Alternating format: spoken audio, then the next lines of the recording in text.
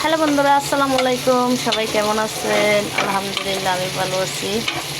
তো আমি এখন মিষ্টি কুমড়া ভাজি করব।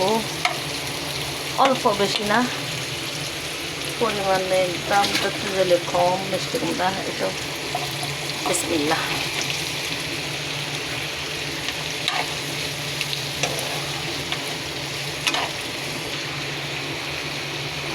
দিয়ে দিব কয়টা টমেটো, পেঁয়াজ দিছি, তারপরে একটু দিয়ে দিচ্ছি। তারপরে দিব কয়টা কাঁচামরিচ। এখন ভালো মতন মিক্স করে নিব।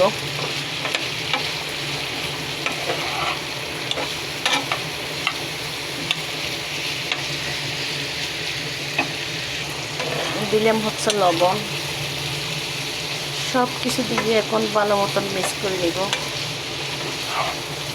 তারপর ভালো মতন মিক্স করে দিয়ে আমি একদম সিদ্ধ হয়ে যায় মতন রান্নাটা করে নিব গাইস। মিষ্টি কুমড়াটা এভাবে শুকনো শুকনো পানি করলে খেতে কিন্তু অনেক ভালো লাগে।